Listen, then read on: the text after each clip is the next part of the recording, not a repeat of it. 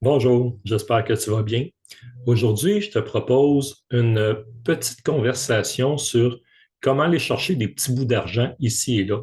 Des fois, on a un petit peu d'argent de caché ici ou des montants qu'on ne se souvient pas qu'on a mis à quelque part et surtout à l'approche des fêtes, parfois, ça peut être le fun de Ah, c'est vrai, ah, je vais penser, ah, je vais aller voir là, ah, j'ai peut-être de l'argent là, ah, j'en ai peut-être un petit peu là. Donc, des petits trucs ici comme ça pour nous permettre d'aller chercher des petits montants, peut-être qu'on a déjà, ou aller chercher des petits plus. Je les ai mis comme dans un ordre, si on veut. C'est pas un ordre à suivre, mais c'est un ordre qui peut être suivi. C'est un ordre suggéré, en fait. OK, je vais penser à ça, je vais aller voir là, je vais vérifier ça comme ça. Donc, j'espère que ça convient. J'espère que ça peut aider. Je vous partage ça dès maintenant. On regarde ça ensemble. Bien entendu, ça va être disponible pour le téléchargement avec un ou deux liens pour le budget, puis pour un site qui s'appelle en fait Calculatrice. Donc, je vous présente ça. Donc, c'est des idées pour récupérer de l'argent. En fait, de l'argent que vous avez peut-être déjà, OK? Ou faire des petits revenus selon ta situation personnelle et selon ton âge, bien entendu. C'est pas relié à business, ça n'a rien à voir avec beaucoup d'argent. C'est vraiment personnel ou familial. Juste des petits trucs comme ça, surtout avant les fêtes. Donc, comment peut-être trouver ou aller chercher des montants qui nous reviennent de droit? Je ne veux pas passer trop pour quelqu'un d'ésotérique dans ce sens-là, mais il y a moyen de croire et de demander pour recevoir ce qu'on nous doit, ce qui nous revient de droit. Je vous garantis que ça fonctionne. Je l'ai testé moi-même, je le vis moi-même. La vie, quand on y croit, puis quand on décide que c'est vrai, la vie se charge de nous donner raison. Je vous dirais ça comme ça. Il y a toutes sortes de lectures à ce sujet-là. Je suis sûr qu'il y a plein de titres qui vous traversent l'esprit à tort ou à raison. Puis parfois, des fois, ça peut être des montants d'argent qu'on va recevoir. Des fois, ça peut être des paiements en nature. Ça peut être des biens, ça peut être un service.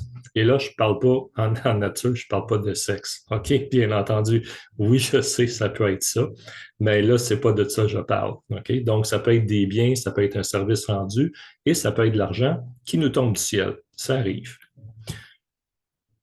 Faire le tour de nos économies. En fait, tu peux faire le tour de toutes tes économies. Est-ce que tu as de l'argent de caché à quelque part dans ton frigidaire, dans un petit pot, dans un tiroir à quelque part, dans des poches, faire le tour des manteaux, du linge, des poches, un vieux portefeuille, une vieille sacoche, selon le cas.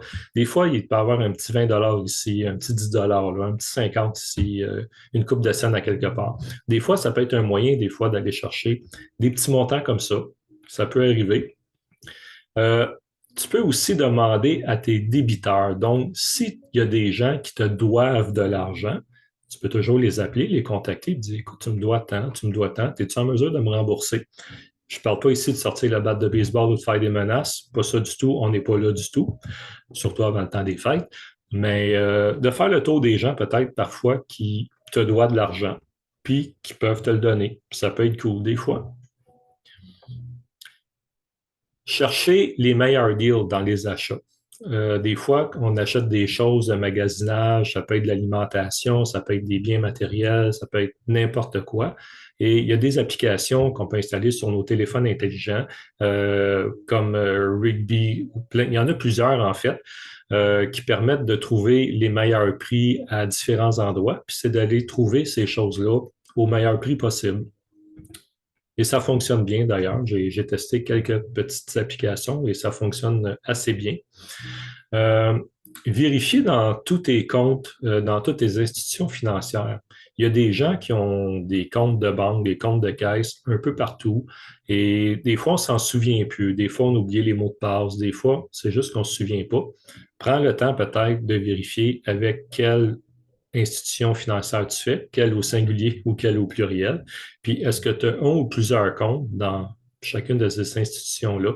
Est-ce que tu as de l'argent qui traîne à quelque part?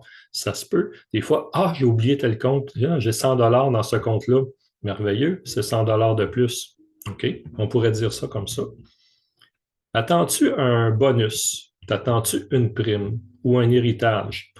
Ça peut être une façon aussi, peut-être que ton patron ou ta patronne veut te donner une prime ou un bonus, on ne sait pas. C'est vraiment bienvenu un petit peu avant les fêtes. Tout ce qu'on veut avant les fêtes, c'est éviter de s'endetter. On veut faire plaisir, mais on ne veut pas s'endetter non plus autant que possible. Veux-tu aller jouer à la loterie, au casino ou aux cartes? Si tu es un genre gambler, peut-être que tu vas te ramasser quelque part en train de jouer avec des machines, jouer aux cartes. Peut-être aller au casino, ça peut fonctionner aussi. Il y a des gens qui font des beaux montants au casino en jouant aux cartes. Le problème, c'est de rester là. Si tu fais un beau montant d'argent, va-t'en, sac le camp, schneid, fly, reste pas là. OK? Parce que sinon, tu vas remettre ton argent dedans, puis c'est là que tu vas la perdre. OK? Donc, tu ne fais pas ça, tu t'en vas si tu fais des montants d'argent. OK? Participer à un concours ou à un tournoi ou à des sondages ou des études médicales rémunérées. Donc, il y a toutes sortes de sondages rémunérés en personne ou en ligne. Ceux qui n'ont pas peur de tester des médicaments, ceux qui n'ont pas peur de peut-être participer à certains tournois rémunérés. Il y a toutes sortes de choses rémunérées qu'on peut faire. C'est pas nécessairement, excusez-moi, c'est pas nécessairement des gros montants, mais c'est des montants qui peuvent aider. Des fois, c'est des petits 50 ici et là qui viennent puis qui aident. En passant, à ta santé. Non, je ne prends pas un verre à tous les jours, mais là, ça me tentait. Tu pourrais aussi faire du référencement pour des services ou des produits que tu utilises déjà. Tu sais, si tu as un compte Tangerine, souvent, ben, tu envoies un courriel à plusieurs personnes avec un numéro et là, va te mettre un 25-50 dans ton compte. Si tu es abonné à Good Food, HelloFresh, PayPal, un hébergeur web, n'importe quel service que tu utilises ou produit que tu es satisfait, souvent, ils ont un espace référencement. Si tu réfères tant de personnes, ben, on va te donner des rabais ou des choses comme ça. Ça ne paraît pas, mais ça peut faire une différence. Au bout du compte, ça paraît. Ça peut être un petit truc. Vendre tes bébelles, OK? Ou tes articles de valeur. Des fois, on a plein d'affaires qui traînent. On ne sait pas quoi faire avec. Vends-les.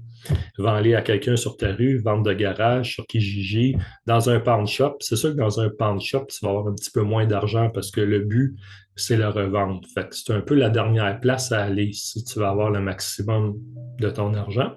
Mais vends tes bébelles. Si aussi tu as des articles de valeur, ça peut être des sacs à main, ça peut être des peintures, ça peut être un bijou, ça peut être quelque chose qui a une grande valeur monétaire, mais qui n'a pas nécessairement une grande valeur sentimentale, si on veut. Débarrasse-toi-en, ce sera ça de plus pour toi. Utiliser les cartes, les coupons cadeaux, les cartes cadeaux, en fait, les coupons. Des fois, on reçoit des cartes cadeaux en cadeau. OK? Ça peut être le fun de les utiliser. Donc, c'est déjà des économies. Ou parfois, tu peux demander aussi de recevoir des cartes cadeaux en cadeau. Ça fait des beaux cadeaux. OK?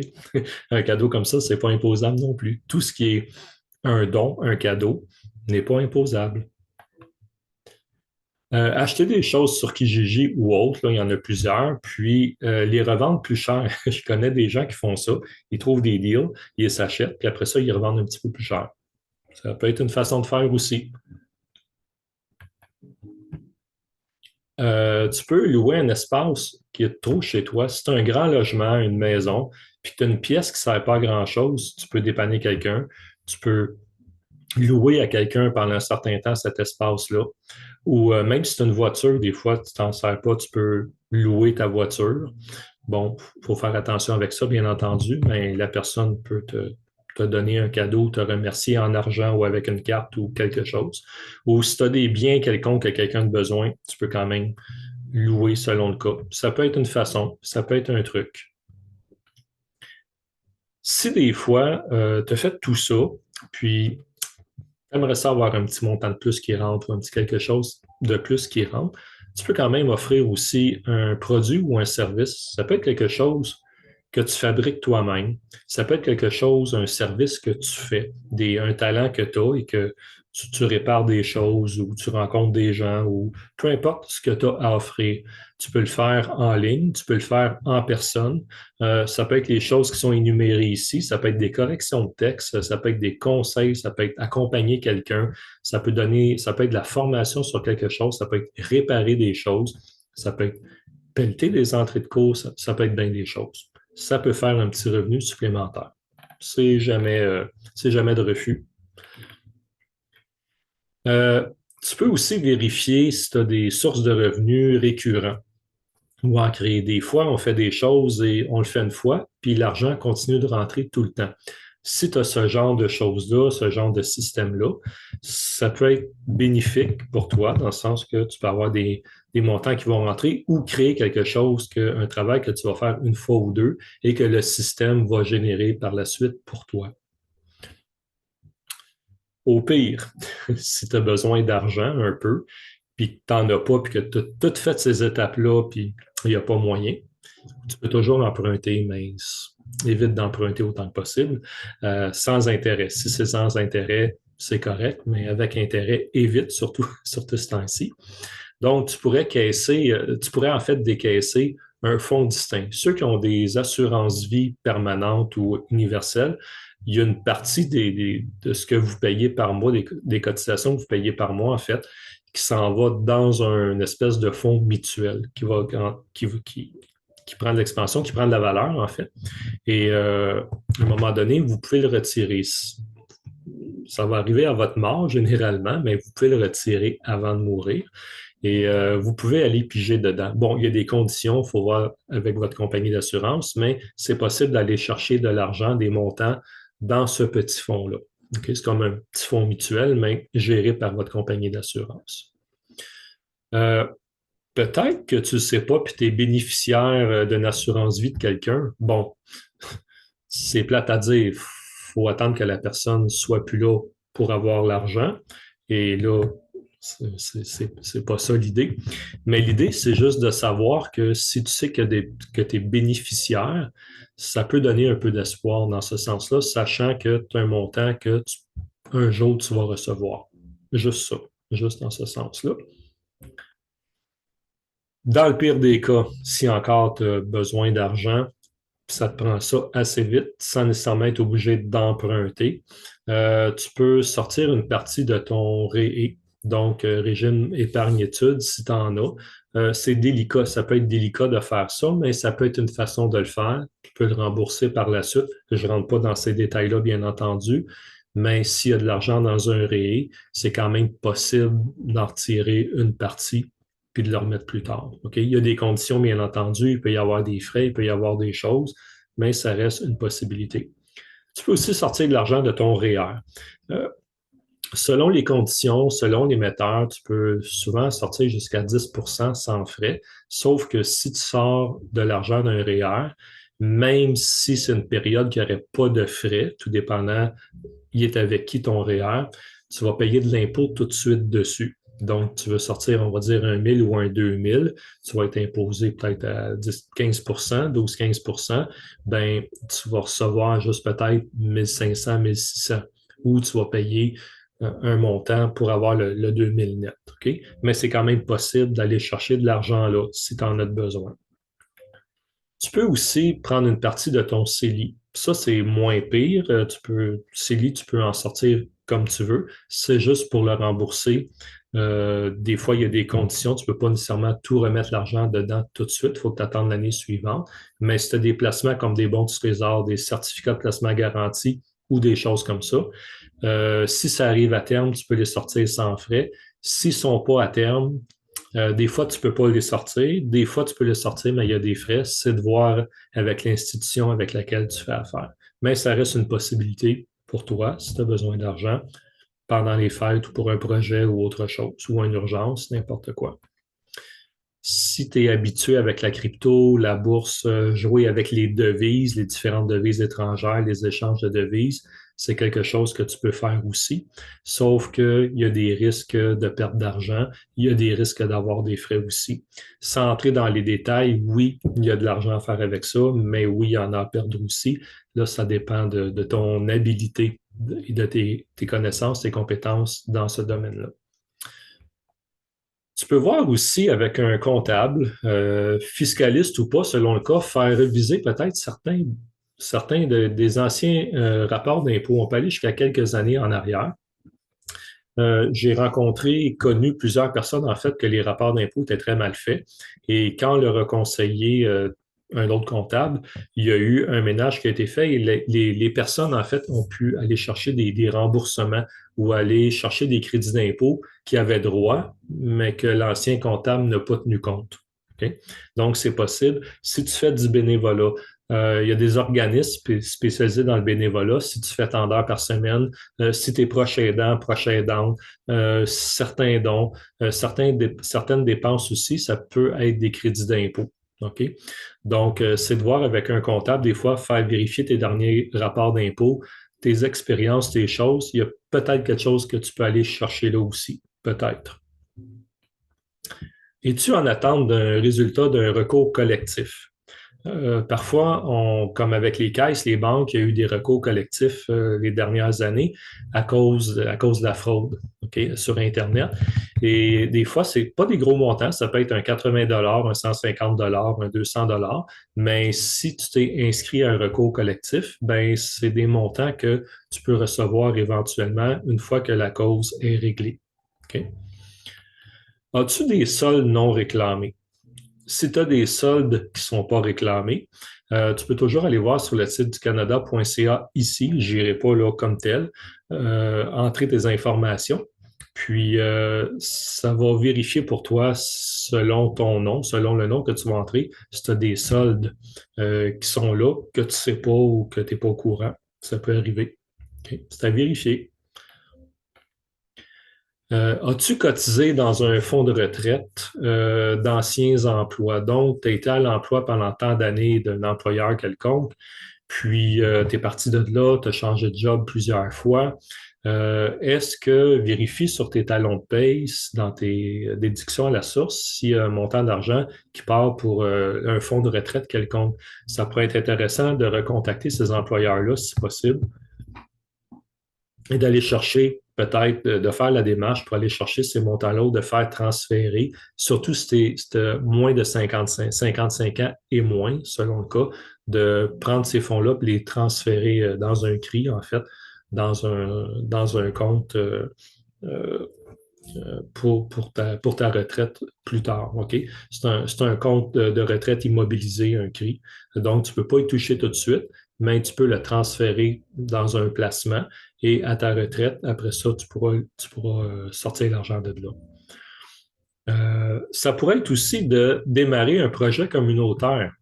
Ça coûte pas cher, ça prend pas nécessairement grand-chose. Démarrer un projet communautaire, tu peux faire un GoFundMe, une collecte de fonds, organiser une cagnotte. Il y a plusieurs logiciels, il y a plusieurs hébergeurs qui permettent ça, en fait, pour aller chercher des montants d'argent.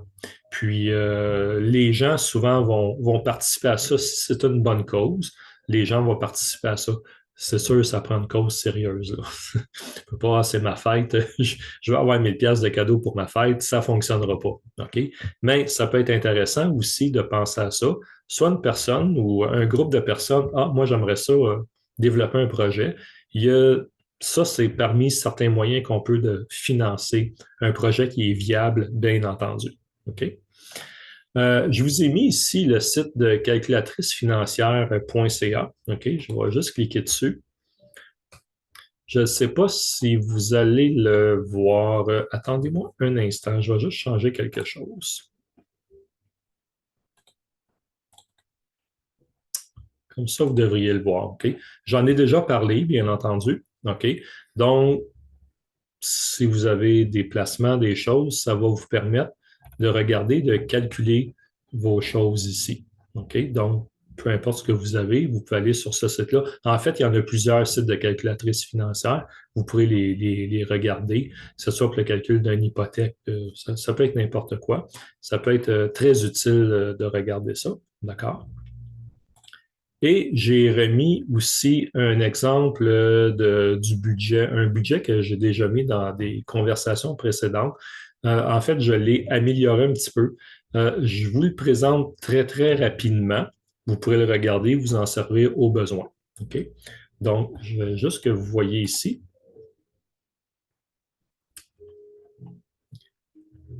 Quand vous ouvrez le budget, vous allez voir, il y a plusieurs onglets. OK?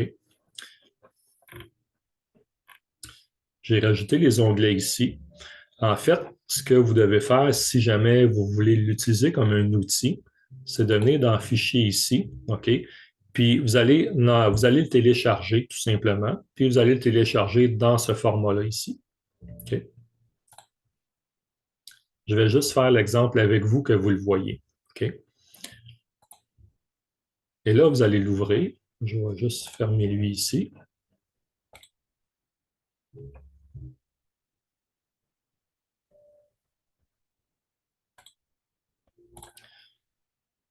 Si parfois tu as une maison, tu as des maisons, tu as des blocs, peu importe, et tu veux calculer une hypothèque, OK? Bien, tu peux rentrer le taux d'intérêt ici, le taux d'intérêt qui te coûte, tu rentres le taux d'intérêt que tu veux, l'amortissement, le montant, et ça va te calculer automatiquement tes choses ici. OK? Vous avez remarqué que j'ai bloqué les choses ici, c'est pour protéger, pour pas que personne efface les formules ou les fonctions par mégarde. Mais si jamais tu voudrais débloquer ça, tu viens ici dans Révision, puis tu cliques sur ôter la protection. Et là, tu vas pouvoir venir faire enlever toutes les formules ou tout changer ça si tu veux. OK? Libre à toi. Donc, ça va te permettre ici, selon le taux d'intérêt que tu vas rentrer, on va dire, on met ça au pire 7 on met ça au pire 30 ans, 450 000. Ça va te donner tes paiements mensuels, combien tu payes en intérêt, combien le capital est payé. Et plus, là, je l'ai mis sur 2 ans parce que mettre ça sur 30 ans, ça va être beaucoup trop long. Mais à un moment donné, ben, le capital va être plus haut que les intérêts.